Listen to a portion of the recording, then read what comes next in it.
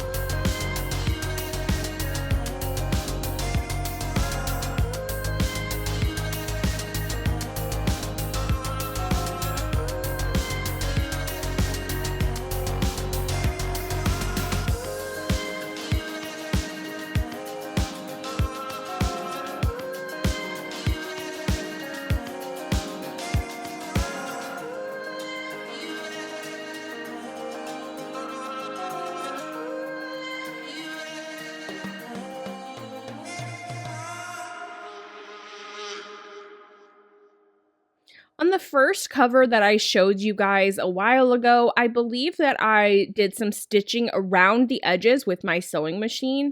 I thought it'd be fun to try something a little bit different for this one. So I'm actually going to hand stitch around the edges. Now, this cover is kind of like a really thick construction paper or cardstock, I guess. It's pretty sturdy, plus the layers of paint added.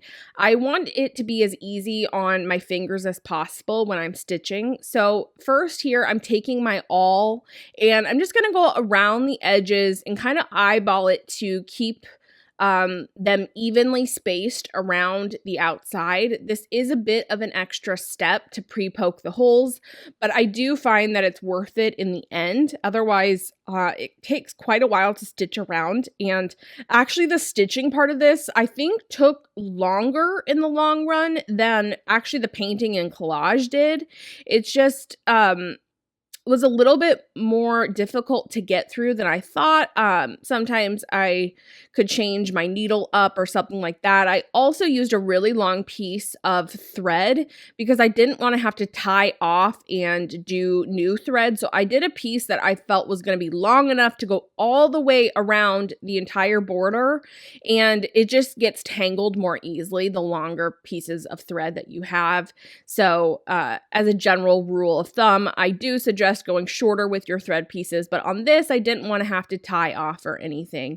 I'm also finding that, yes, I did poke the holes with the awl ahead of time, but it still didn't go quite all the way through the piece like I wanted it to actually get that needle to go through smoothly. And so I am kind of then poking those holes again with my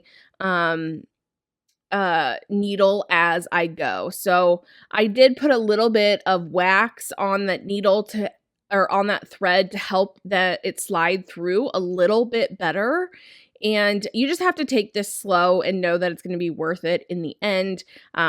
Sometimes it is a little bit more tricky than you first think it's going to be, but I really like the added look of this hand stitching around the outside. I think it just adds another element, another bit of texture. I didn't add any fabric in with the collage on this one, so then this stitching is a really fun addition, I think. So I'm not going to show you all the way around because it did take me quite a while to actually go through all these. And in the end, I do use a pair of pliers that help me to pull my needle through each time. My fingers can get fatigued doing something like this. And so I was just making it a little bit easier on myself and using those pliers to assist me going forward. So I've done the same thing going around the entire edge. You wouldn't have to go around the full edge if you didn't wanted to. You could just pick a side or a small section. But I like the look of going around the entire edge. And once I reach the end here, I'm just going to tie off. And I tend to tie more knots than I probably need to just to make sure everything is nice and secure. And I'm not doing anything special with my knots, just tying that a few times. Once that is tied off, I'm just going to do a final look here to make sure I'm happy with everything. Looking at it once it's closed and just viewing the front and the back. And then I'm going to use a simple pamphlet stitch to put that all together, put my pages back in. On this one, I do have a few cute little tabs that I just punched out of paper. If you guys have any questions, please let me know down in the comments below. I also link the supplies that I use down below, and I'll link that previous tutorial that I did as well, so you can go watch that one. And I hope that you guys loved it, and I will see you next time. Have a great one.